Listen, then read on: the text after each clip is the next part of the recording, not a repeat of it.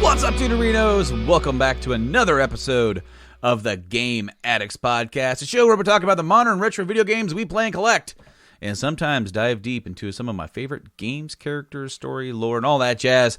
I'm your player one, Brando, and joining me here today is this podcast special player two, Nate Phillips. What's up, Brando? How's it going, my good friend? Well, you know what? It's going okay for the most part. As I said right before we started, I am pretty bummed. I was completely deflated today. Like at one point, it has to do with gaming.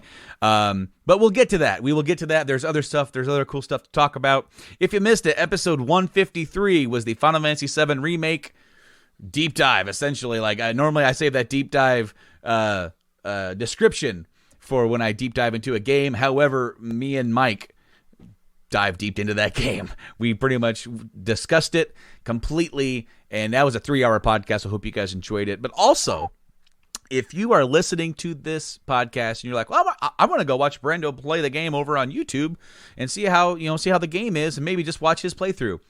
Just a note, I had to take down the end of the game. The very last chapter, the very last part, I took it down because there were rumors that Square was striking down accounts, and I'm not messing with that. I've seen other people not delete theirs. This is just rumors. But I figure, I thought a week would be long enough, but, I figure I'll wait a few more weeks. If nothing's going on, I'll put it back up. But Nate, welcome to the show. It's been a few episodes since you've been on. We had a nice, cool chat last time you were on. I think the last time you were on was 150. It was a little bit weird because it was a smorgasbord of an episode where I had a bunch of people on. And the Game Addicts sampler, if you will. Yeah, pretty much. It was a bunch of my different, colleagues, co-hosts, and different people that I've done podcasts with. And it was a great time. But I also recorded them over the course of like a month. So it was definitely weird because when we did your clip, and I think Blaine and maybe Tyler, I did you guys around the same time when I was on vacation. Mike and Jeremy had to wait. We had to wait until a little bit later in the month. But by the time we recorded their part, the world was on fire. So like it was a completely different tone. It was like we were a part of the Old Worlds podcast. They were a part of the New Worlds podcast. That podcast was a bridging of those two worlds before things shift into whatever we're going to have now. But yeah, it's been a while since I've been on the show, honestly. And I'm not going to lie, I've been gaming my ass off during the quarantine. Well, as I said, I made about I played through FF7. I'm on my second playthrough. I'm 60 hours on that file, so I've almost doubled that time. I've gone through a lot quicker, but also taken my time to do things I could not do the very first time through, stuff I missed. And also, I'm working towards a platinum trophy. I don't know if I'm going to achieve it, but there's a reason why I've stopped and just did nothing but pull-ups for about a half hour, because you have to do the pull-up challenge, and it's not. You want to throw your controller through the damn screen. It's not fun. I don't know, man. I had a really fun time. I mean, I'm not anywhere near as deep in the game as you are at this point. I told you earlier, I just beat the Mako 5 reactor, fell from it, landed in the church and whatnot. Reno was difficult than I remember being, but it was fun, no less. All in all, one thing I want to say about this game is that it is just stunning to watch. Like, sometimes I just get lost looking around in FF7 Remake. I'm just like, wow, they actually did it. Like, this is what I've always wanted to see, And you'll see it when I played the game. But there's a part when you first get to the slums and you look up. you can look up. You've never been able to look up because the original game, there was top down or isometric, whatever, the camera was fixed up there. Well, now you can look up and you can see the plate. You can see the little parts in between the plate or like just beyond. You see sunlight during the day, and it's like, wow, the sunlight actually exists here. I always thought it was very bleak and dark and there's no sun ever. It's always nighttime in Midgar for some reason. But I'm enjoying my second playthrough more so because there were things that are sprinkled and hinted around earlier in the game that reflect the game's ending, which is cool. I like seeing that because now it's like, okay, I have more reference for this. This is cool, as with any game. But I'm glad that you're enjoying it as well because you're able to get it, go and pick it up. So you did the GameStop deal where you picked it up and like did you go to the store and have to wait outside and? Okay, so it's actually kind of a funny tale. So we got stimulated by the stimulus. Mm-hmm. We were stimulized, as it were, given stimulation. And it was also like right around my birthday. And I was like, hey, it'd be a hearty birthday gift if I could get FF7 Remake. It's like the only game I wanted to have happen in the past like 15 years. I've always talked about it. We've talked about it ad nauseum. So it was like, okay, let's do it. And I thought, well, the girls wanted to get me something. So they're like, just send us the link. So I send the link. They're like, okay. And I went to check back later that day and it was not available online anymore. And I immediately, the wheels are going, oh no, I wanted to get the deluxe edition. Like it's my favorite game and I'm blowing it. Like, what am I doing?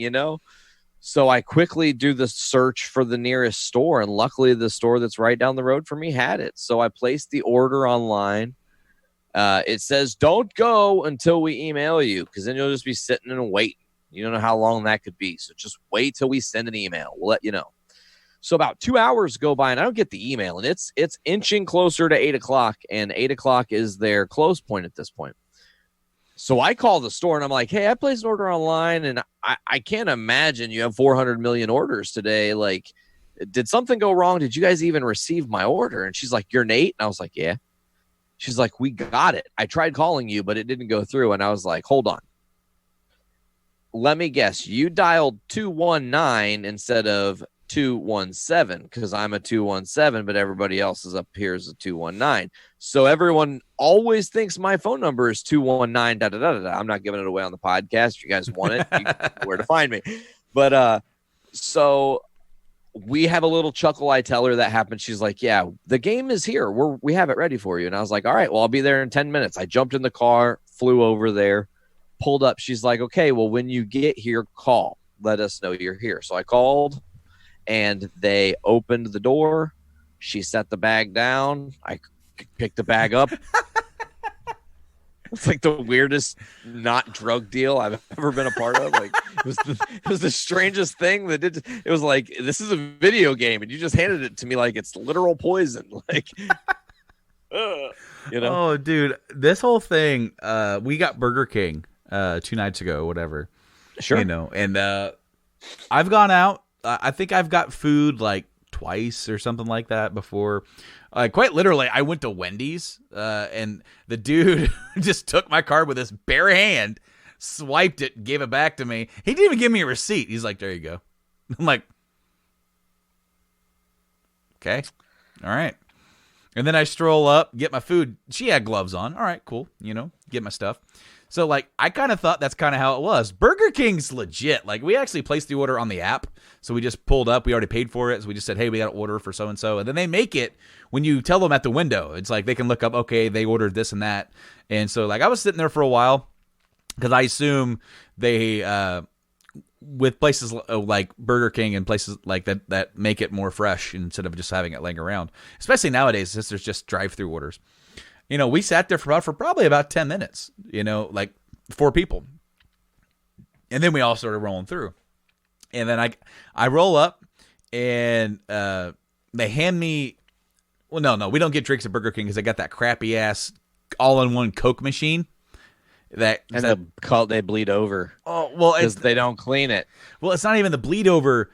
Have you seen how they store the syrup for that?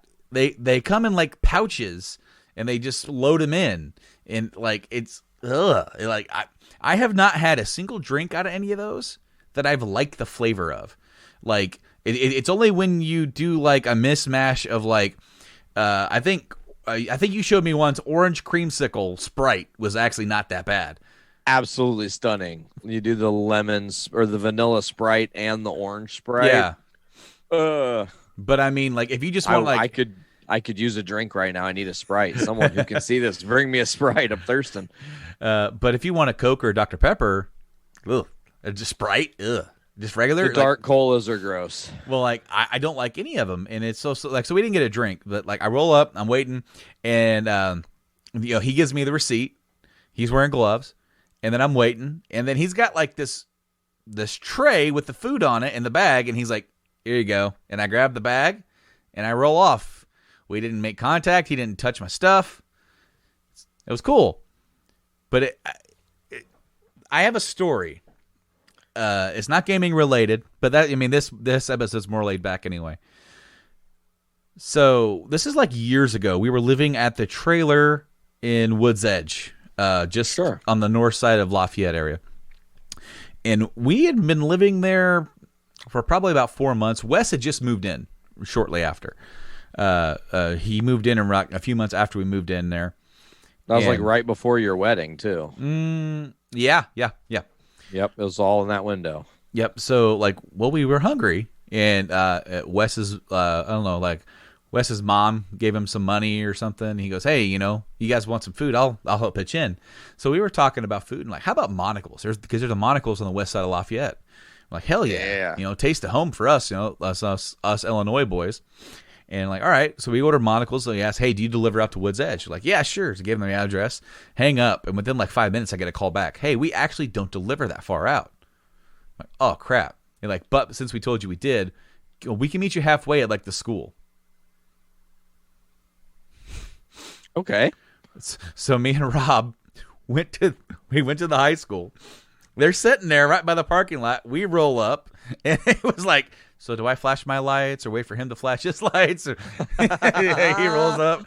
"Hey, man, you got the money? Hey, man, you got the pizzas?" Yeah, man, I got the pizzas. No, it was a handoff, like just like you said, like, but it was like, and it was at a high school parking lot. It was so weird for pizza. That is strange. The whole thing with deliveries, I feel like if you answer the phone and say yes, and you're in, even if it's just a little bit outside of what you would consider your bubble, be a good sport, just deliver the shit, Like for me, the thing that kills me, Papa John's will deliver to the house 3 houses down from me, but will not deliver to my house because I'm actually on a street that is not the last street they deliver on.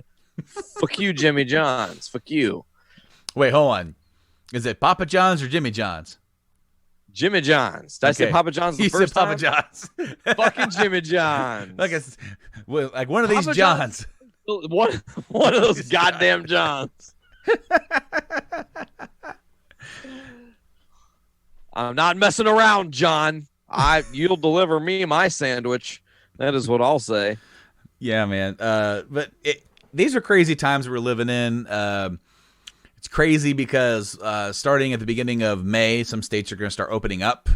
Auto workers are supposed to be going back to work. Not anybody that's under United Auto unions. They say it's too soon. Toyota, Volkswagen, Chrysler, who is under UAW, they're going back, and UAW is like, "You shouldn't do it." So that's probably going to be a problem. I'm going back to work on the 11th. So since the way I see it, since Toyota is going back, I guarantee you I'm going back. I don't work for Toyota, but the fact is that there's a lot of cohesiveness there with parts. Totally. And like basically, since Toyota is a major market shareholder, my company is going to be like, if they're going back to work, we're going back to work. And so I'm going to have to build cars wearing gloves and masks now. It's going to be horrible. My glasses fog up like all get out when I wear a mask. I think this is a dangerous and terribly, that moment in history, everybody was like, hey, how did nobody see it coming? It was right there. It was coming. You could see it clear as day. Why did nobody say this was going to happen? Like, we are on the precipice of that. I just said the other day, like, not to be political, and I feel like every fucking podcast ends up going back in this direction because it's the world we live in. So it's very topical. But like, Wuhan, China is getting wave 2 of the corona. I heard about people this. Who have got it before are getting it again, and sometimes in worse doses. Mm-hmm. So think about that. They were the precipice of the whole thing. It's where it started. Wuhan is the origin. Okay, that is fact. Unfortunate as that may be, it is fact. And here we are, and they're getting the double back. And my genuine fear is that these states are going to open up.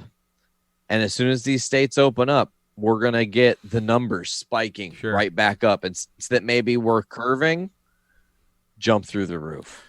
Well, because here's the thing, I kind of get it. I kind of get that to some extent. Like, we need to get the ball rolling in some ways as safely as possible. I'm not. This is a very unique road that we're traveling on, because quite literally in any of our lifetimes we've never been here. We're making history. We do need to be careful because of what's going on, and we have until we have an actual treatment, vaccine, anything that can help us prevent this from being a thing and is dangerous, we're going to be stuck here. So there's got to be a fine line. It's like, when can we, because benefits are going to run out for people. They just are. In some cases, they already have. And so some of these people who are protesting are some of these people. Not all of them. And I definitely don't want to get into that, because that's like, going down a hole that this podcast normally doesn't go down. But like, I sympathize with these people 100%, 110%. I have no money. I can't pay my bills. I have to go back to work. I get that 100%, because if anything, what this has shown us is that the system we have in place is broken in more ways than one. Desperately broken. And so when we have state and federal benefits that are supposed to be going to people that are not going to people in times when they need it, like, it's a fine road. We need to be careful. We just need to be very careful. With that being said, the episode title that I've named it, it will probably change by the end of the show.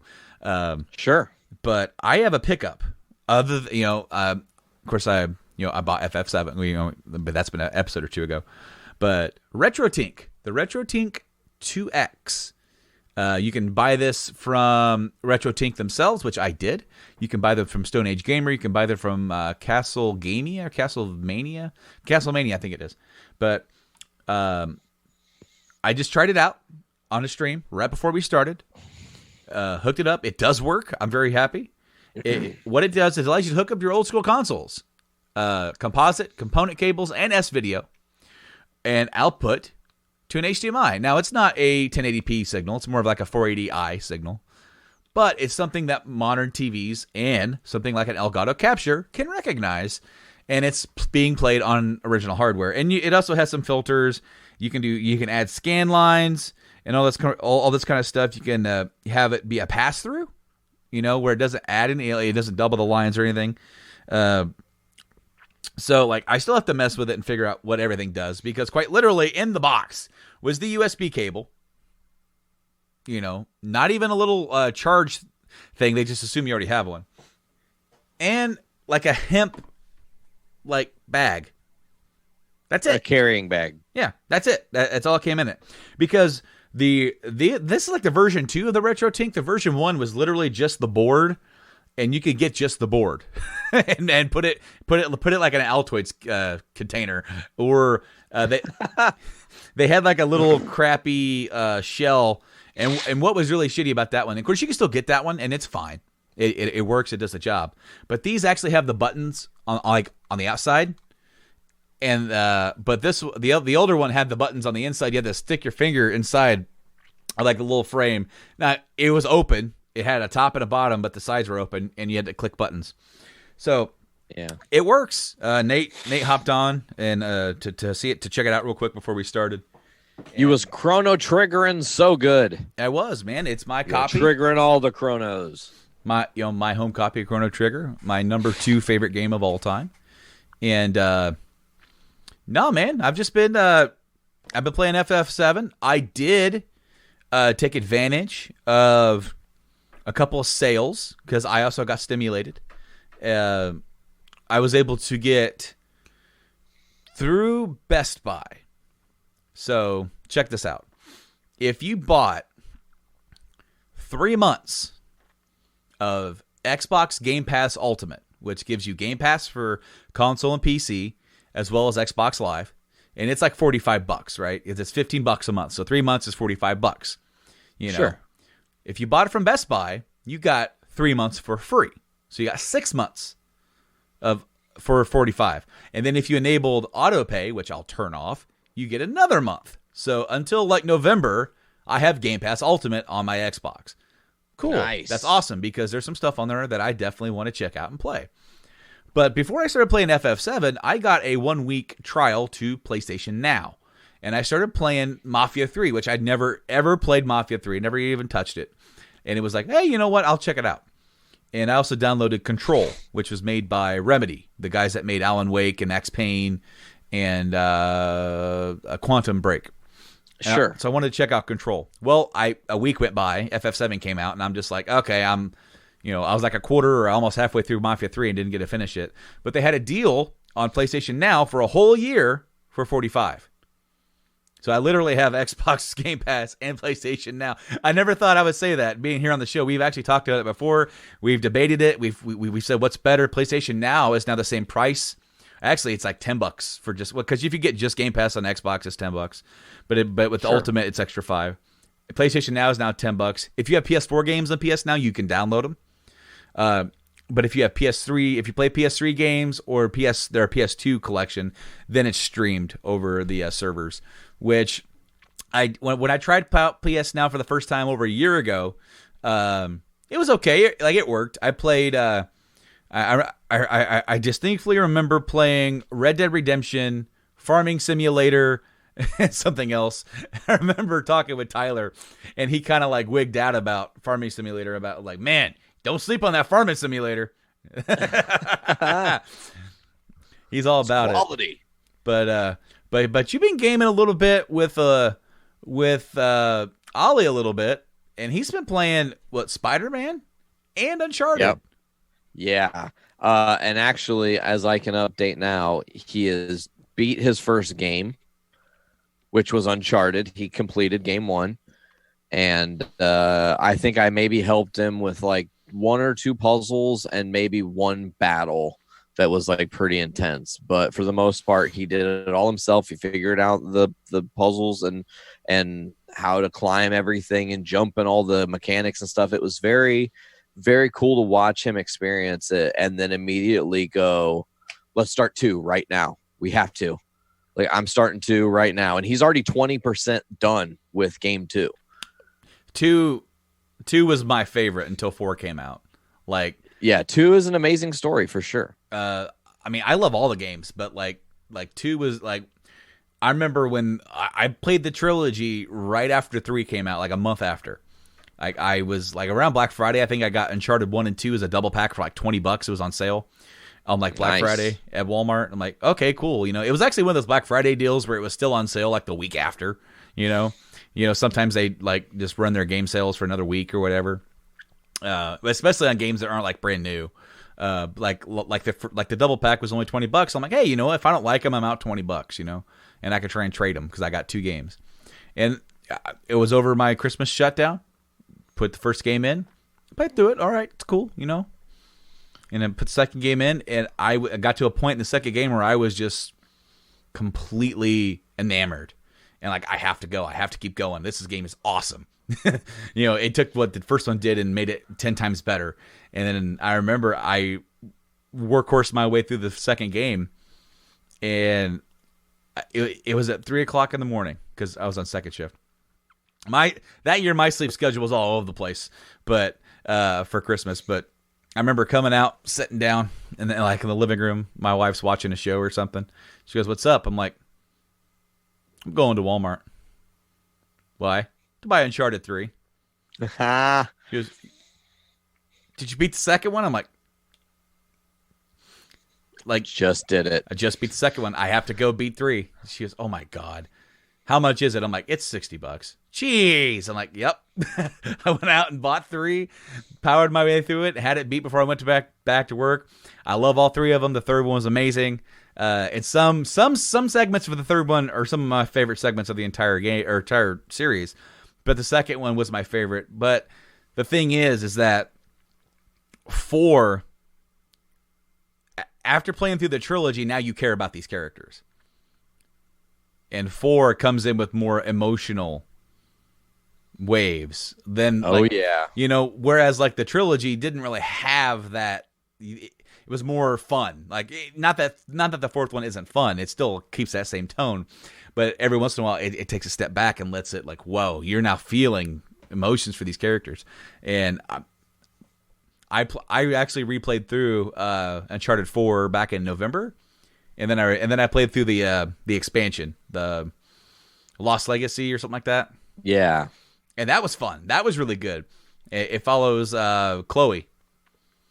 And sweet. Chloe and what's her name? She's in the fourth game. Nadia. Yeah, those 2 are together, and it's like a little like about. It's not super long. It's probably like half an Uncharted game. But okay, fun, pretty fun. Yeah, but Ollie really loved Uncharted, the first one. My favorite thing about watching him play it was when the experimental humans show up and like you get these crazy alien creatures, because it was not a horror game until that point. And then all of a sudden it's a horror game, and Ollie is like, "I don't want to play this. I'm scared. I'm not playing this." And I'm like, "Come on, dude, you're like 87%. You're almost there. Just push through, Nope. And he literally, I'm not kidding, for 15 minutes, he was hiding in cover behind a door where there was nothing on the other side of the door. And I told him, I was like, "There's nothing that's going to come out." He's like, "Nope, those monsters are going to come and they're going to attack me. I know it." And I was like, "Dude, I promise." So I walk him out. And I like walked him far enough, and I thought, "Oh, there's not going to be any more bad guys. We're just far enough past." I handed him the controller. He took like one more step, and 3 of them fucking swarmed. Oh, it was so funny. He was like, I told you. Taking them all out, And then, of course, the other cool thing about little kids when they game is he's like this, okay? And he's actually, hey. It's a PS3 controller, so it's perfect because Uncharted was on PS3, even though we're playing the Nathan Drake collection. So he's sitting there and he's like, "Okay, I got to jump from here to there. Okay, ready? Go." And he'll do the motion to make him jump harder, I guess. I'm not really sure what the point of that is, but I love it. I think it's a lot of fun. And then Spider-Man, we got to get back to, he got really frustrated in the boss battle with Rhino and Scorpion, which is understandable. It's a very difficult boss battle. You have to really know the mechanics of the game and able to thwip your stuff down and whatnot. So that one's on the shelf for a minute, but he's on the Uncharted train, dude. And as soon as you are, speaking of trains, perfect segue, the train sequence at the beginning of Uncharted 2 blew Ollie's mind. He was absolutely just... Yeah. For like 2 minutes while he's just climbing up, he's like, "Am I actually climbing up a train right now? Am I going to do this?" So, yeah, this is a lot of fun for me. And then I've also been playing that on my own in the comic room on the PS3, old school style, and I can talk to your audience really quickly about a technical issue I had that I had to figure out how to fix. By all means, what happened? Okay, so I had set the game room or the comic room up. I call it the game room because I'm looking at the game room. Don't want to go there. There's no games in this room, let me tell you. So anyways, got the comic room set up and got the TV all nice over here. and had the PlayStation 3 set up, and I'd been watching some Blu-rays. So I'm like, Blu-rays are fine. Everything's cool and set up. I tell Ollie, I'm like, Uncharted's free. We should download that on PS4. Because comicbook.com had reported it was going to be free on April 15th. Yep. I go on April 15th, and it's not there. It's not free. Uncharted 4 was free, and for some reason I didn't get it because I'm an idiot. I already have a copy of it, though, so it's like, why get another copy? It just doesn't make any sense, So I'm like, well, we don't have to worry about getting it on PlayStation 4. We can play it on PS3 in the comic room. Not a big deal. Grab our disc, go to the system, put it in. As soon as the game starts booting up, it's a constant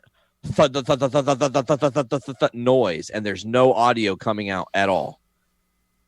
And I'm like, this is not normal. What's going on? And I'm like, I turn my sound bar off. I check the TV. It's not. It's the game. It's the game in the system. I put in Mod Nation Racers. It's the same thing. All like static happening. That's it. I'm like kind of getting frustrated. I'm like, is this PlayStation 3 jank? And I'm about to message you. And I was like, let me see if I can figure this out. So I started looking in the settings and whatnot. And there is some setting for the device audio. And you actually have to tell the PlayStation 3 to use the HDMI device audio for your sound to come out properly with whatever the hell happened that caused it to not work. And I had no idea. So that was a little bit troublesome, but I did in fact figure it out. So that's all I was doing recently in this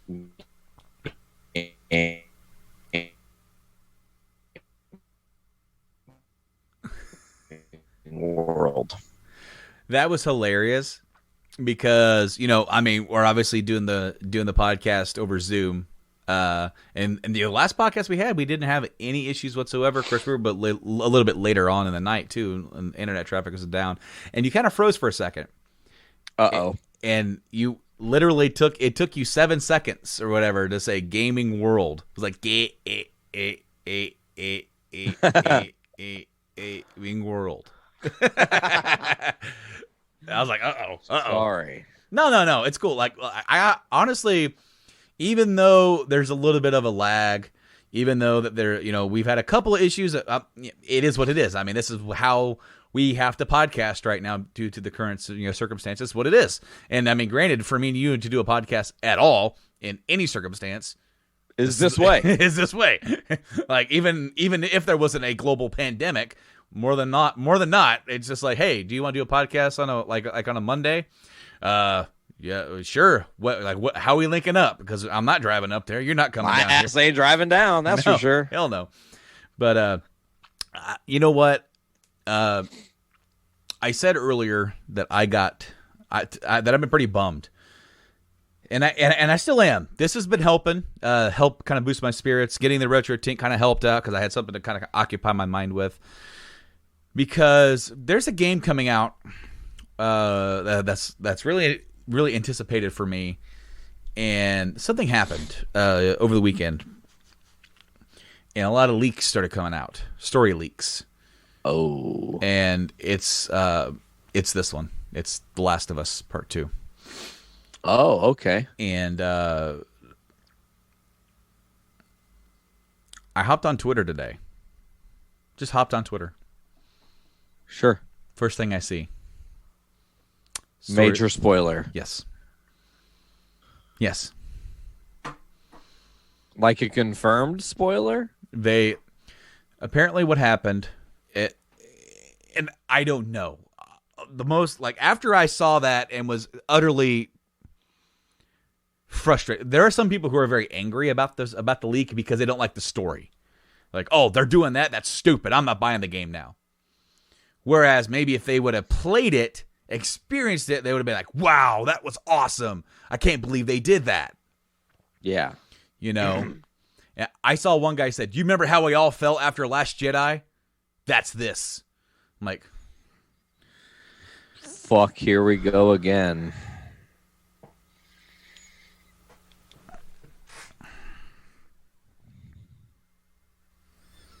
Brando has the floor, ladies and gentlemen. I can't wait for this rant.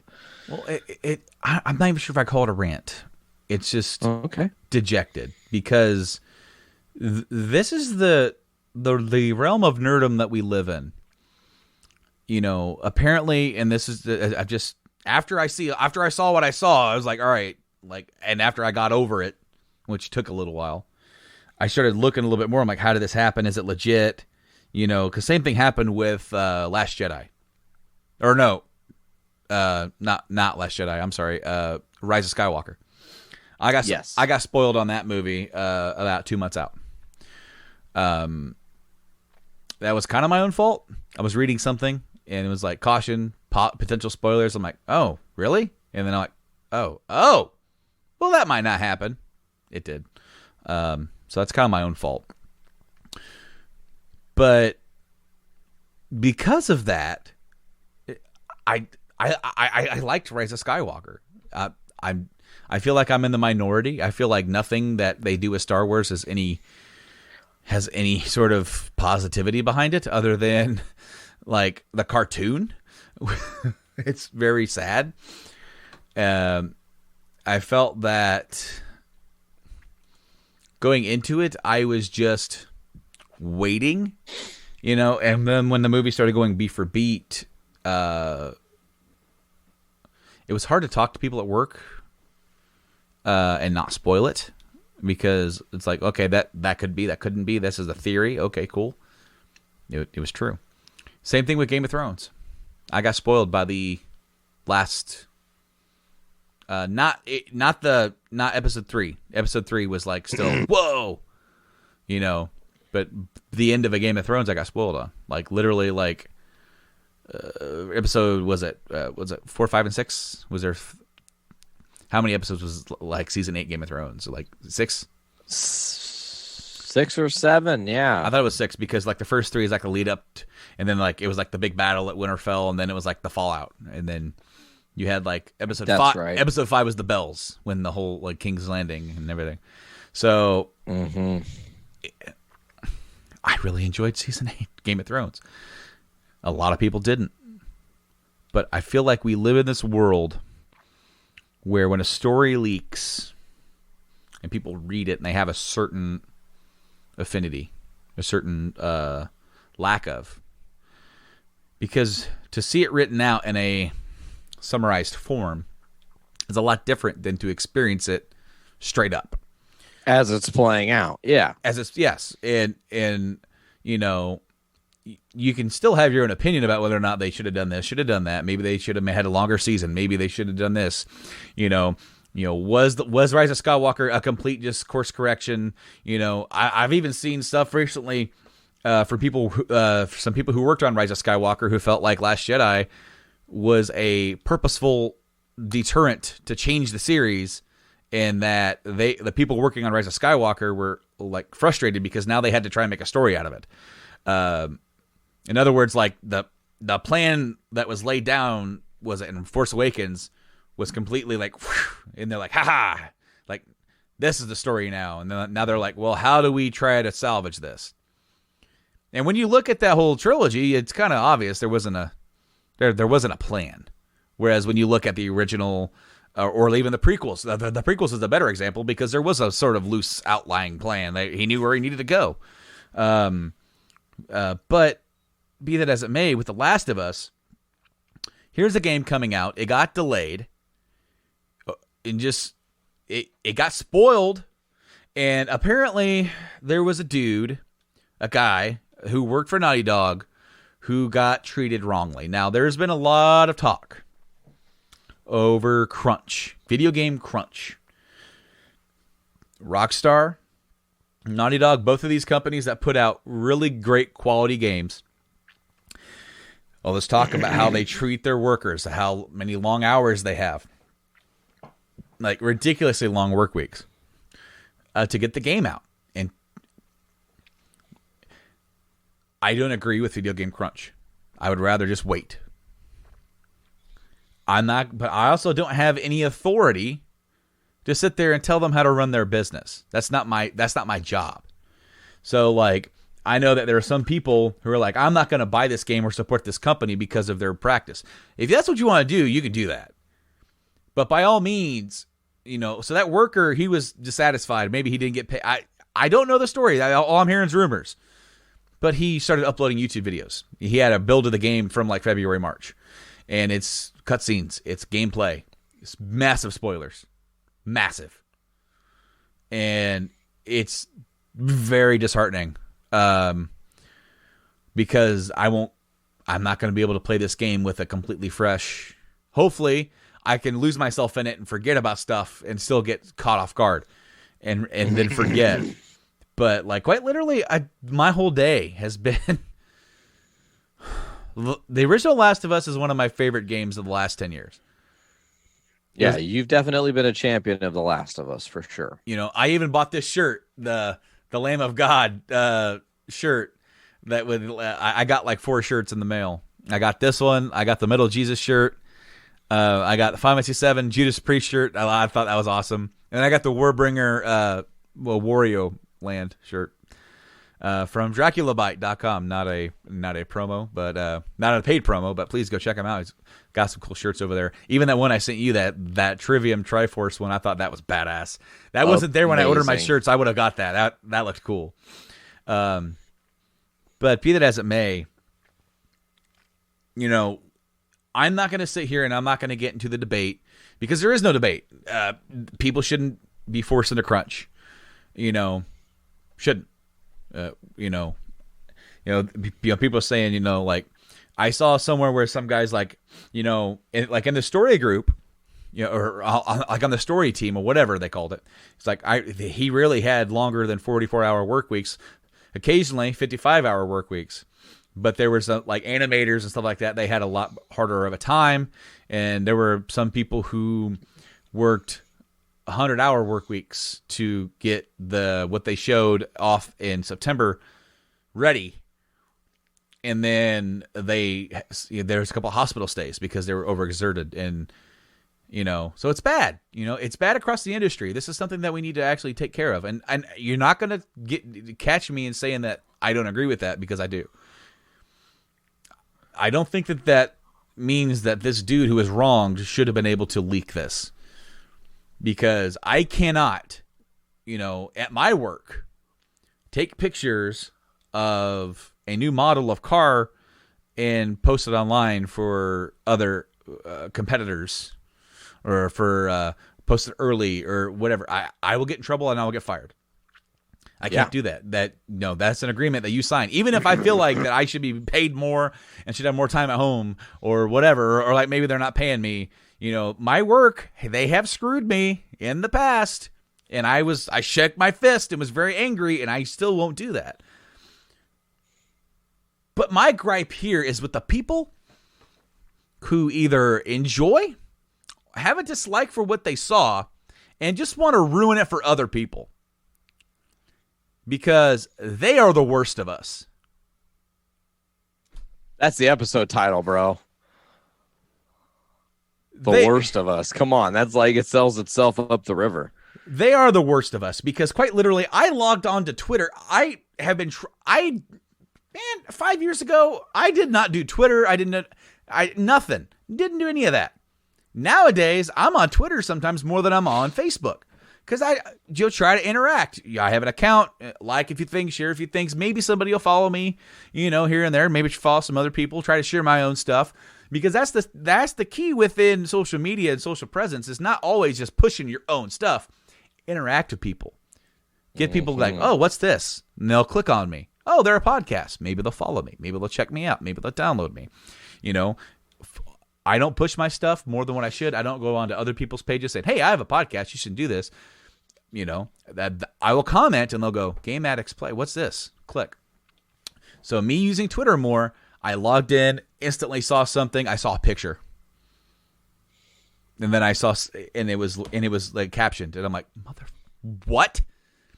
And then quite literally, I'm seeing headline, Naughty Dog trending. I'm like, was there a release date? No. Spoilers. And today, we actually now have another solid release date for The Last of Us Part 2, and that is now June 19th.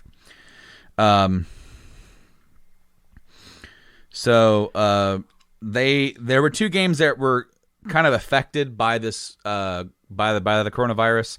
Last of Us Part 2 was supposed to come out in May 29th, and now it got pushed back due to probably production concerns with getting the game out, physical copies and everything, especially like deluxe editions and collectibles and all that jazz. But Ghost of Tsushima is going to be coming out on July something.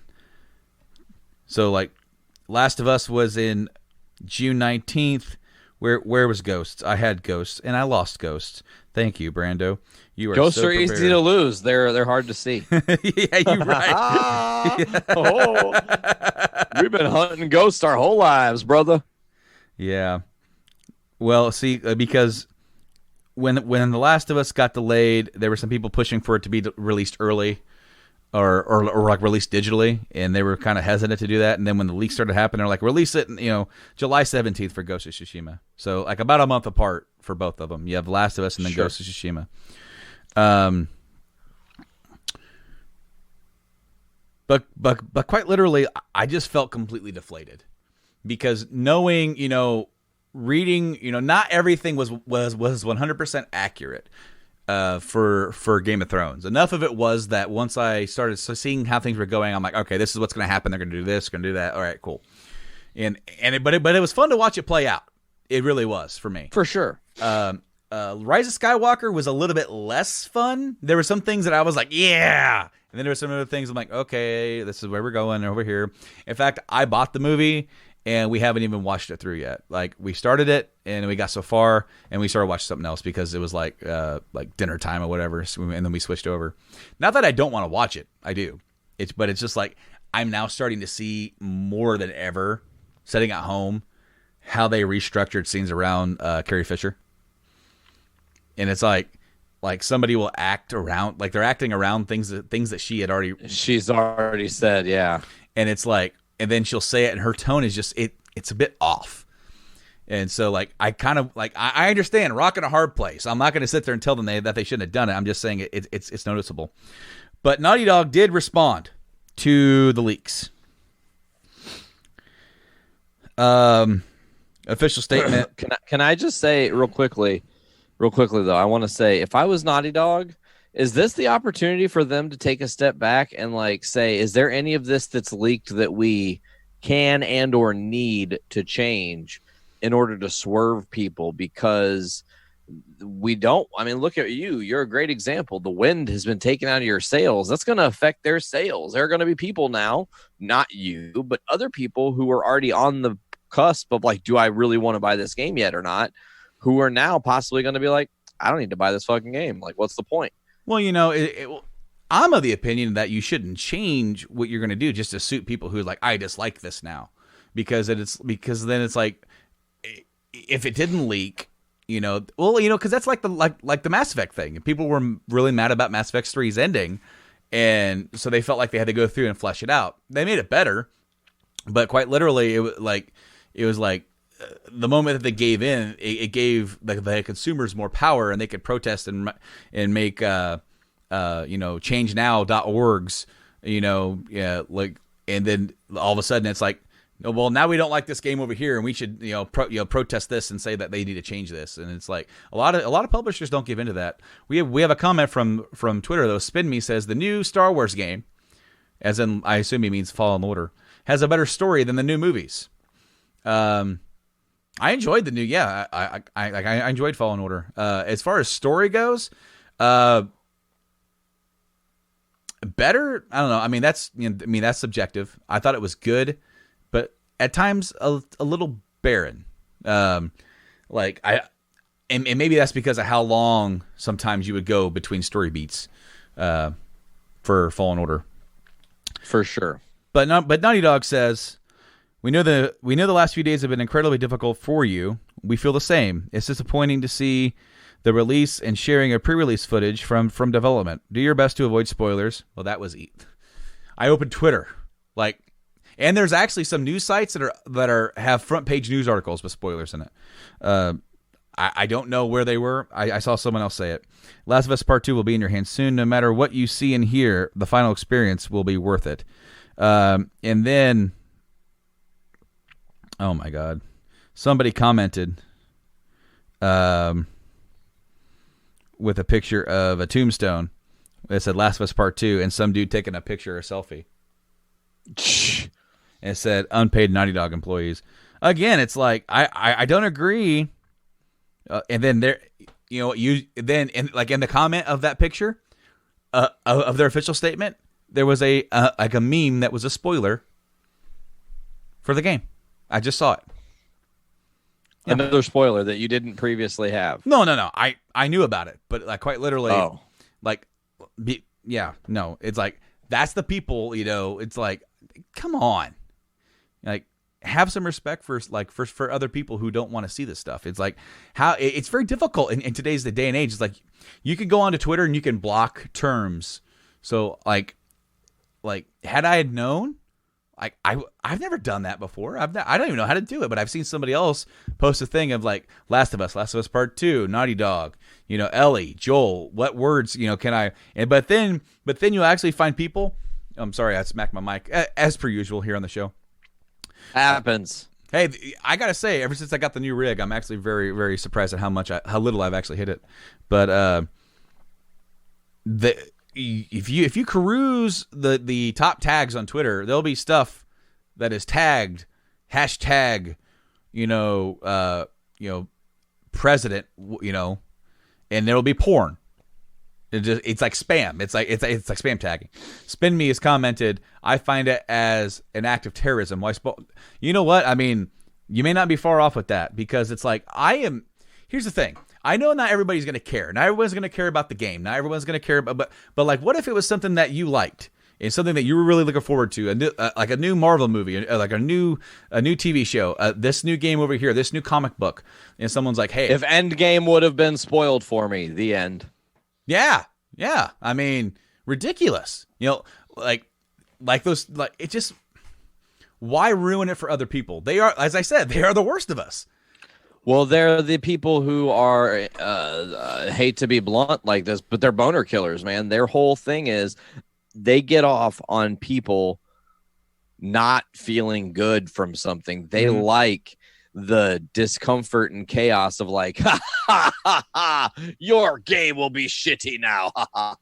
Yeah. And I get to spoil it for you. And it's like, there are better things to do with your time, man. Like, just play some cool fucking video games and get lost in whatever story, is on your plate. Like, The Last of Us is on your t-shirt right now. It's a hearty reminder of a game I never finished that I have to go back and finish. So now's the time to do it. Now's the time. Yeah. Well, and the thing, Neil Druckmann, writer and director of the first game and second game, heartbroken for the team, heartbroken for our fans, still incredibly excited to get the game into your hands. Scott Lowe from Naughty Dog, I assume he's from Naughty Dog, says, been a hard couple of days, but trust us when we say nothing compares to experience the game for yourself. Until then, take care, mute keywords like I was saying before, and only look to official channels, trusted sites, updates, and avoid bad actors in replies. Just like I said, I clicked on one thing there and scrolled down to a reply, and it was like trolls. And I feel like not only with this, but this has been the same thing with FF7 recently. That came out and people have a certain feeling about the ending of that game. It's okay to dislike it. It's okay to not be a fan of something, but it's not okay, in my opinion, to go out and ruin this experience for other people. It's like, if you like Nickelback, dog, listen to Nickelback. It's your thing, man. I ain't judging. You know what? What's funny? I can actually listen to some Nickelback stuff. Me too. Like, that's what I'm saying, dog. I'm wearing I'm wearing like a Lamb of God type T-shirt, and I enjoy Lamb of God. Like, I like all different kinds of music. I jammed out to Post Malone's Nirvana tribute. It was good. Holy crap. I was surprised.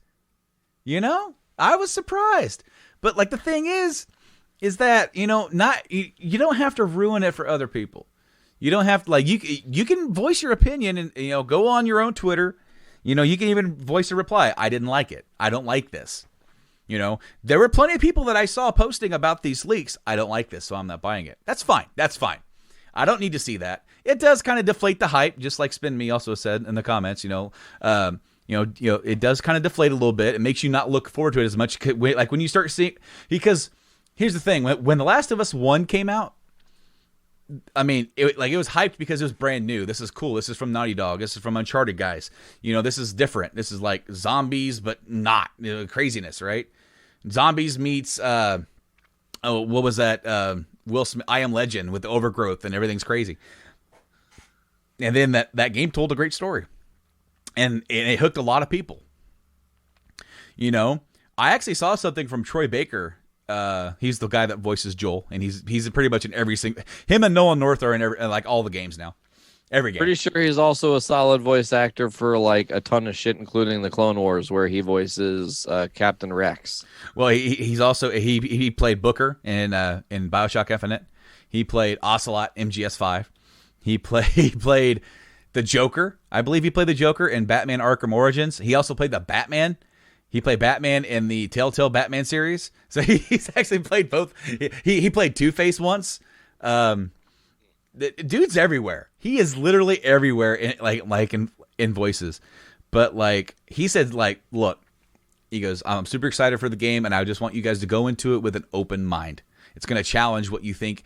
What you think is going to happen is not what's going to happen, and that's going to be challenging because people have when it comes to sequels, when it comes to franchises now. You know, Last of Us became a franchise. Like, and the same thing can be said for something that gets as big as a Game of Thrones or a Star Wars. When something gets that big, there's a certain expectation that we put on it as fans. And we already write our own sequel in our own heads, or what we theorize with other people, what we think is going to happen. And when that doesn't happen, some people cannot face that. They cannot say, well, that's not what I wanted to happen, so now I don't like it as much. And then they go on to disenfranchise and try to make it out as if like, let me sell you on why my idea for this movie was better. And it's like, listen, motherfucker, if your idea was better, you would be in Hollywood making these movies, not the guys who are doing it. Yeah. It's pretty easy. Yeah, dude. It's like everybody's a writer. Everybody's a critic. And as I said, it's okay to have your own opinions. Now everybody's going to be a fan of everything. I don't like everything. You know, I don't like every single game out there. I've never been into Call of Duties. But I don't come. They're hard to get into for sure. But you know what? I went out and I tried playing Call of Duty a few years ago because I never really did. I said it's not my thing. I don't want to play it. You know what? Let me try it. Let me sit here and play it. And it didn't really do much for me. I had some fun playing it. It was kind of like mindless fun, and I understand gamers who like mindless fun. Trust me. Like, I enjoy some of that myself. You know, Mario is kind of like mindless fun. You know, it's more arcadey. It's more just go in there. You're playing online with people. You're doing your thing. You know, that's why I'm not really into online games. And it's just I don't want to sit there and play that kind of game. But I mean, I'm not going to come on this podcast and shit all over Call of Duty because I know there's people out there who really enjoy it, and that's their cup of tea. But do you know what the difference between you and the people that are haters and these trolls that are ruining experiences for people is those people almost feel like they are owed the world something and need to say like, okay, I think your game that you like is shit, and I'm going to validate why I think it's shit with this explanation. And I'm going to keep explaining my explanation until you, who think it is good, now think it is shit. And I'm sorry, it's not that easy to change somebody's mind. And you got to let people like what they like. And to go back to the music and whatnot, I think I learned a very valuable lesson when I was younger, when I was very tuned out to other musics, and I would only listen to a certain style and be focused in on the metal and all that stuff, which is fine. It's my roots. It's what I love.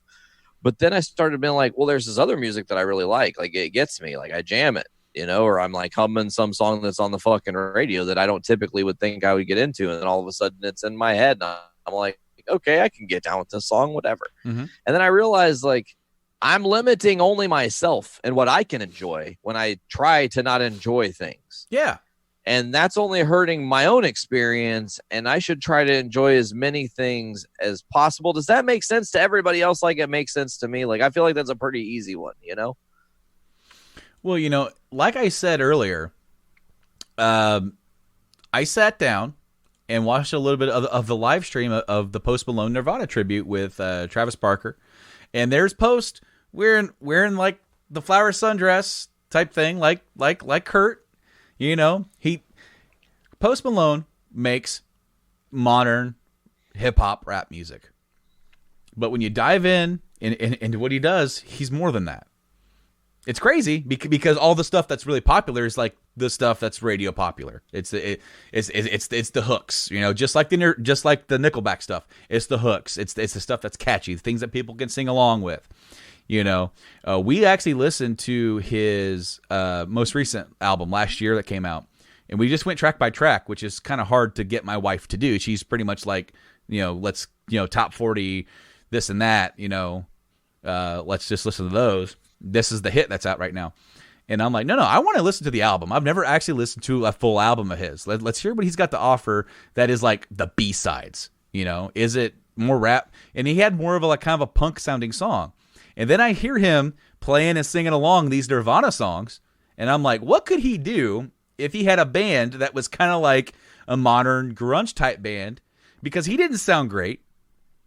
He sounded okay. It's kind of hard to capture a guy like Cobain anyway.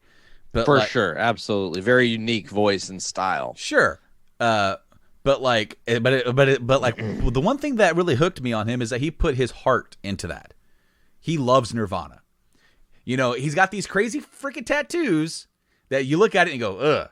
He does that for that reaction, by the way. I've read that. He goes, I wanted to make people uncomfortable because I'm so antisocial. He's like, I want people to like really feel awkward about me. So that way I don't feel awkward. Hey. And I understand that for sure. He has Stay Away tattooed up here, right? And people are like, what does that mean? He goes, it's one of his favorite Nirvana songs. That's what Stay Away means. Always tired. He goes, I'm always tired. Because we were drinking and like, hey, you want to get a new face tattoo? Like, yeah, what do you want to get? I'm tired. he got he's like, done. He's like, why'd you get the sword? He goes, I like swords. Like, he's like, I got it to piss my mom off. It's like, it's like, in a way, he was great on Hot Ones. I loved him on Hot Ones. That was amazing. The thing is that I find him to be like more punk than anything. And the whole grunge thing, the whole thing with the Nirvana thing, it's like, this dude's a punk. This dude is really like, punk music is its own thing, but like I get that vibe from him that he's just like, I'm gonna do what I want to do, and I'm gonna purposely do stuff to make people think certain things about me, to cover up his own his own insecurities, and that's what punk music is. It like in a sense, not 100%, but like a lot of times you wear yourself on your sleeve, For sure. And he's wearing himself on his face and over here and everywhere. He's got his music icons, Bob Dylan, Kurt Cobain, Dimebag Darrell on his knuckles. It's like he loves all these guys, and he's not just a one brand guy, but he gets branded as that because he makes his money doing hip hop. And he knew how to figure out how to get the cheddar. Well, he figured out how to make that cheddar, and that's all that matters. It doesn't listen. Like, I hate to say it, people can talk about sellout for days. Like, if you've been in the music game for a long time, it's hard. It's not an easy road. Yeah. It is not fun. There can be moments of fun and happiness and great success and adulation, but it's a hard path. It's a lot of every time after you're done with the show, was that the last show I was ever on stage? Is this the last experience I'm going to, whatever. And I think that he is the kind of guy who, is transformative because he knows that he is influenced by all these other arts and mediums, but he can pick something that he knows is almost stupid easy and he's kind of really good at to bring home the bacon. And that's the hustle, man. Well, like, was it he posted a song on SoundCloud? Was it White Iverson or whatever? Like early on, he's like, I made this song, posted on SoundCloud, went to sleep, woke up, and it had 1 million hits. I was like, what? It basically, like he was a viral star, and then he's like, then he started getting offers. Hey, do you want an album contract? He goes, yeah, I want an album contract. I've tried to make it in a rock band. That didn't happen. He goes, I started doing this thing just because it was fun, and it was like I like that brand of music too. So it's like, all right, let me try this, and then he did it, and then he made an album, made another album. You know, he got to do a song with Ozzy Osbourne. You know, just think about how that made him feel. Like, fuck yeah, dude, I got Ozzy on my song, dude. You know, if I was in his shoes, I'd be doing the same thing. And that's what I was saying. Like when not everybody likes the same thing, but then you start, getting into other stuff, and it's like, I can appreciate. I don't like all of his music because I'm not really into that world, but I do like. Like just like you, open myself up to other things, listen to it, make your own opinion about it. And then if you don't like it, you don't have to go into those sections, into those worlds, and sit there and be like, this sucks, and then let me tell you why. It's like, you formed your opinion. You could put it out on your own channel. Everybody's got their own Facebooks, got their own Twitters, got their own YouTubes. I don't like this. I think this leave it at that. Yeah, I don't like it. And yeah, no, this whole thing today, it's been very hard because I want to be excited for this game, and let's be honest, I still am, because I love the first game and I love these characters, and I also, me and Mike, we've talked about what's going to happen, what do we think is going to happen, but I'm not letting that dictate my enjoyment. I want Neil to take me on a ride, just like he did in the first game. Take me on a ride. Let the story play out. Maybe at the end of it, maybe I won't like the story decisions. But I'm not going to, but if I do, I'm not going to go where everybody else is like, oh, dude, I love the game, and start ripping all over it. Just like with the FF7 thing. There are some people who don't like what they did with FF7 Remake. I do. Well, when I see I've seen some other people ripping on it, say they hate it, and they'll just troll. But it's not as much as this. I feel like there was a missed marketing opportunity, by the way. The Last of Us, what the game is called, The Last of Us Part 2. Mm-hmm. Why didn't they just call it the second to The Last of Us? I mean, it would have been awesome, man. It rolls off the tongue, the second to The Last of Us. It's just... So, I actually forgot to mention this earlier. Speaking of we talked about like Uncharted earlier. I meant to talk about it then, but then we shifted. Sony moved Uncharted's movie debut to July 16th, 2021, and then shuffled some other dates like Ghostbusters and Spider-Man and the new Into the Spider-Verse and Morbius and stuff like that, and Venom. Those have all been shuffled, but the weird thing about it is that they moved Uncharted forward. Like, they didn't push it back, they moved it forward. I think that's because they know, and I'm glad you brought the movie up, because I was just telling V, like, yeah, they're going to do a series, and it's got Mark Wahlberg and Tom Holland. Like, it'll probably be great, Yeah. Them moving it forward is them doing two things. They're securing Tom Holland for Spider-Man, because they're saying, listen, we want both of these properties to happen. Marvel had to move some stuff too. Things got tethered around. We can now put Spider-Man here, help them out. We can now put the Uncharted movie here and help ourselves out.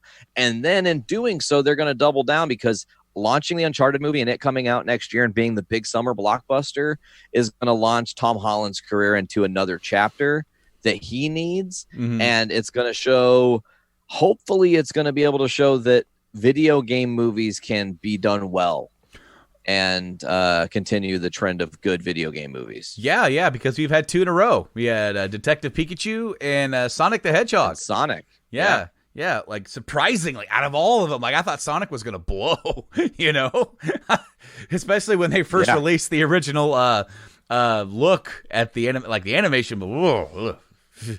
Run away! I believe the episode title for that week's episode of the podcast was Sonic the Hedgehog. But then they changed it, and the movie was better than what it had any right being. But there are some people who are very upset that not, and I mean some, and when I mean upset, I don't mean like in comparison to what we just spent like 20 minutes talking about with the Last of Us leak and everything. But there are some people who are upset about the fact that the Uncharted movie is that Tom Holland is playing Nate, and that it's a earlier take because that you mentioned that Wahlberg at one point he was in talks to play Nate like 10 years ago. Yeah, now he's Sully. How'd that happen? Well, I mean, 10 years later, the movie still hadn't been made. They're like, we still want you in this. Can you play Sully now? It's like, okay, sure. But what was it, like a year and a half ago, they came out with a fan film for Uncharted with Nathan Fillion playing Nathan Drake. Did you ever see this? I haven't seen that. No. It's free on YouTube. When we get off of here, because we're almost done with the episode, we're going to watch it because it's only like 10, 15 minutes long. And sure. Like, it was perfect. Whoever did this had a love for Uncharted. 100% love for Uncharted. And you can tell.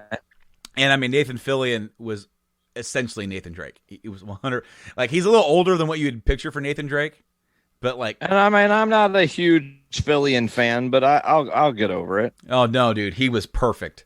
Then I'm trying to remember the actor's name, but he was the villain in Avatar. The old colonel military dude, and the dude in the mech at the end, the old guy with the scar. Yeah, I can't think of his name. Yeah. He played Sully, and he was Sully. I mean, it was fine. But I love it. Some people were upset because how well that did. That video went viral and got millions of hits, and was the only video. It's the only video on that dude's channel, and people are like, "Whoa, this was good." And they're like, "Sony, make this. Just give this guy a budget and let him go." Because there's even a scene where Nate jumps out of the window to get out of the second story, lands on the ground in a thud, and has to pick himself up. And when he starts going, then the box litter pulls out like it's a video game. Oh, and that's the camera's awesome. right behind him. I'm like, that is so freaking cool, But I'm super excited for that. I know they're doing a Last of Us HBO series.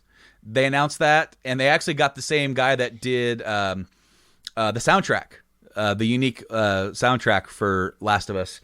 He's going to be doing sound work for the show, as well as Neil Druckmann's going to be working on the show development as well. And the guy that did, I believe he did Chernobyl. He's going to be doing he's going to be the show leader for the Last of Us show, and I'm super excited for that. Chernobyl was a mighty show, a very hard experience to watch if you watched it. Whoa. Yes. No, it was great. It was absolutely great. But Nate, I think that's going to do it today here on the show. I will say I gotta interject and pose one question to you. I said I had one. Yeah. You're right. Go ahead. I gotta throw this at you. So recently we started watching a new TV series.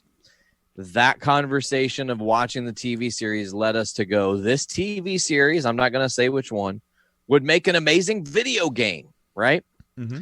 So then my question I wanted to pose to you is, are there any television series, not movie properties now, television series that you believe would make fantastic, if well done, video games? I have two on my plate, the one that sparked this idea and then a second, but I wanted to get your hot take before we got out of here.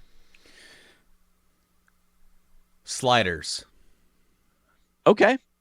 The reason being, Sliders, if you don't remember, it was like a show from the 90s where they would travel to parallel Earths, and it's like alternate dimensions, but so it's the same Earth. You would travel to around the same, like they were around San Francisco, so it'd be the same city, same Earth, different happenstances, different things going on. Like they would go, and they would be stuck there for until the timer. Like their little device that they went through. At first they could set it, but then they messed up, and they would be stuck there for 2 minutes or 2 weeks or whatever, a few months. However long the timer was. And then if you missed the timer, then it would be years potentially before you could be. And before you could select, okay, let me go through the wormhole. And then when the timer went off, you would go back through that wormhole to go home.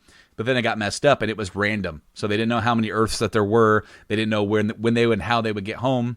There was even one episode where they did actually, or they hinted that they actually got home, but their window was only like 2 minutes. So they only had a few minutes to figure out whether or not they were home. And I remember they're like, my front fence squeaks. If it squeaks, I know we're home. And it doesn't squeak, and they leave. And then like the dude's mom walks out with this repair guy. She goes, "Thank you for fixing that squeaky fence. That thing's been annoying for years." Oh no! But like, oh no, there were different ones where like the United States losing the Revolutionary War, and so the entire country of the United States didn't exist. It was just still colonies for like England. And then there was one where Russia won the Cold War and they invaded and they took over. And there's like, so you have Russian overlords and everything. There was one where there was this new illness called the Q. And so you would sometimes run into the alternate versions of yourself. And that one, he was like a scientist, and his name's Quinn, so they named this thing the Q. People were getting sick. Well, in this world, they never invented penicillin. So basically, they helped them create penicillin. It's a great, like, for the first couple of seasons, that show is absolutely phenomenal, especially with the adventure part of it. It jumped the rails and went completely overboard with like aliens and different. These aliens want the same ability. They're from another realm. And anyway, I think if you would make a video game like that and you just have one city, it may not even make it super big, but you would be able to have, like, as you went through the story of the game, different versions of these cities where you would go through and like you would see this billboard, and then on the next one you go through the billboard and there's Elvis promoting his next tour because Elvis didn't die. He's got a residency in Vegas or something. Yeah. That's cool. Yeah, that would be really fun. When you said the thing about the timer and everything, my immediate thought was like, you in the game, it sends you to different spots and you'll end up in a level for only 2 minutes, and that timer is 2 minutes, but you also have to collect 6 things in that 2 minutes. Better be fast. Right. And you got to like run around and do shit. That sounds like a really great concept. Now, I don't know if you've seen the show that created this idea. So if not, we're going to talk about the other one. But the show that made us think about this and me think about this is Fringe. Have you ever seen Fringe? Yep.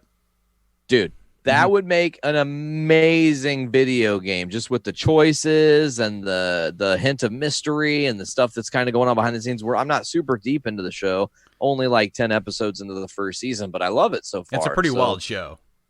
Yeah, it definitely has some like crazy, unexpected beats. So that led me back to like, what show do I already know I really like that would be fun to do a video game of, that they could maybe find a way to make the video game undo some stupid shit? So here's to you making the Dexter video game. Let's make that happen. That would be fun.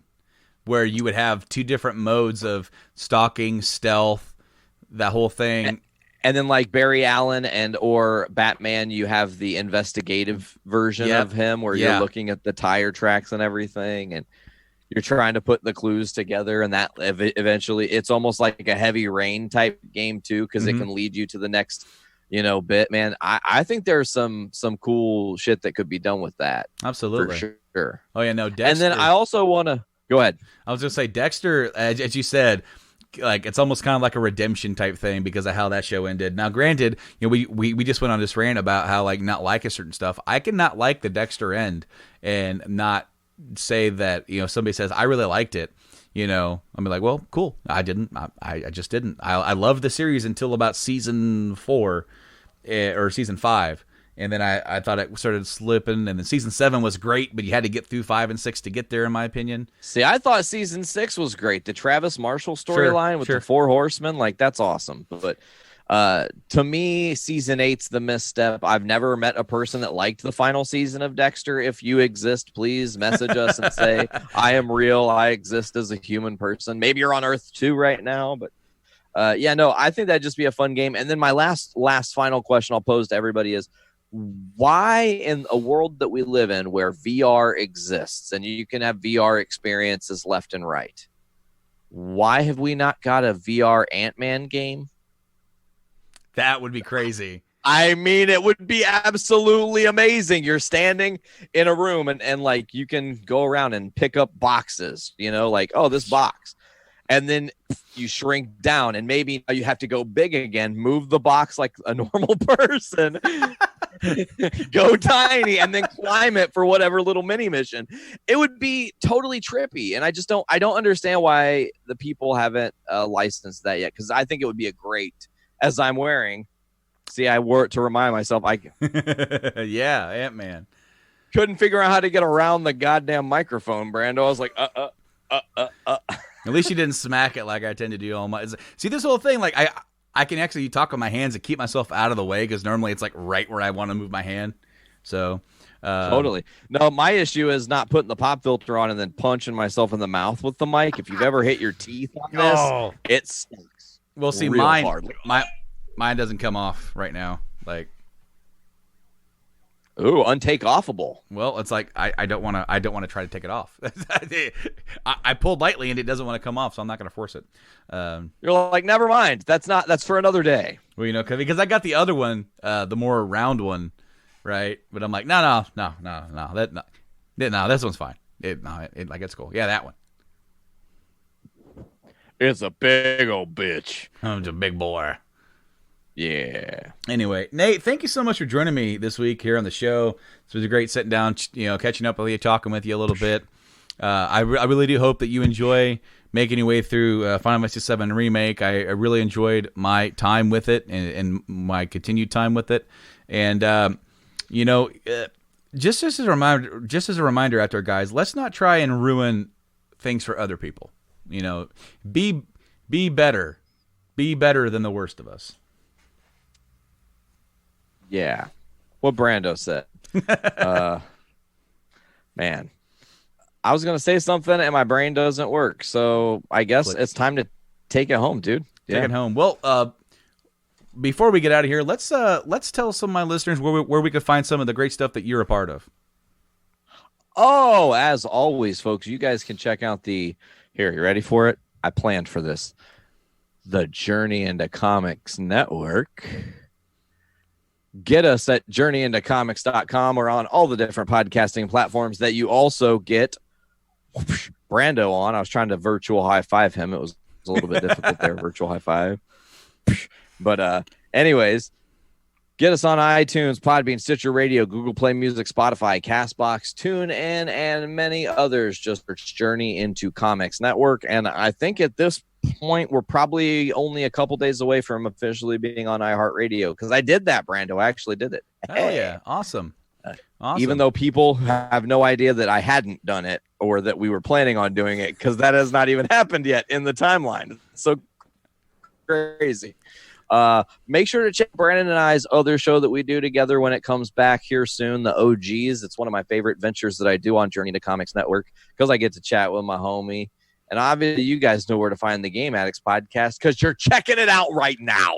Yeah, so we have been doing the OGs. We tried a few other things. We tried a cool little experiment. He recorded his entire video and audio, I recorded mine, and we put them all together when we were on a phone call. And it was a lot of work. It took about a day and a half to 2 days just to edit it all together. And it was fun. I think it looks cool. That episode will air as probably as episode 10. And we will release the one that we just did, the newest one, as an episode. Like we're sort of Tarantinoing our episodes all flipping flopping. But we will be doing video on that. We have a YouTube channel and we're rolling that out. We are probably going to start live streaming that as well when we do it. Although sometimes when we record, it's like really late or early in the morning whenever we have time to try and squeeze in a podcast. And what is the OGs?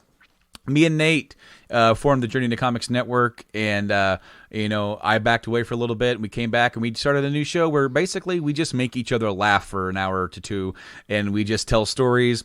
And quite literally, that's what makes doing it so late or early in the morning so funny because we get so slap happy about shit. Like there was actually, it didn't make air on the last episode, but I said something that made him fall out of his chair laughing so hard that you broke me, and eventually on a podcast, I don't know what podcast, when, or where in the time stream, we'll be talking about that story because it was so funny. The next morning, I woke up and retold said story to my housemates, and they died laughing, and then I died laughing again because it's just like the most outlandish, funniest thing that you as a human person could have said to me that's not appropriate for this podcast, but for others. Yeah, no, guys, the OGs is more adult. It's more open. We don't pull our punches. We just tell some funny stories and jokes. So check that out on all the places. It's on, just search Journey into Comics Network on all those podcast places, and it will be there. We have old episodes that are there and ready to go already. The format may change a little bit as we just kind of settle in with the OGs and kind of try to just figure out exactly how we want it to feel. We're not scheduled or set into any one thing. We're just kind of rolling with it and having fun. And Game Addicts podcast, you can check us out on all the same places he said, all those podcasts places, all your favorite places, all like on your phone. You can go to gameaddictspodcast.com and listen to us there if you want. Of course, you have the YouTube channel where it's a one-stop shop for everything we do, gameplay stuff, live videos like this, or you could just get the audio version as well if that's what you want. And then we live stream the show for, when we can. On twitch.tv/GameAddictsPlay and on our Facebook, and check out all the social medias at Game Addicts Play. Nate, after that, my dude, saying all that stuff, just getting through it, you feel like you just get half-winded by getting through all the plugs. But Nate, thank you once again for joining me. It's been a blast. Bro, thank you again for having me on Game Addicts. I love plugging in as player 2 when is necessary, my friend. Well, we'll have to have you back on here very soon, especially maybe when you complete a certain game or two, and we'll check that down. Yeah, dude, we'll check that down the line. Anyway, guys, until next time, I've been Brando. I've been Nate. Game on, guys. Have a good one.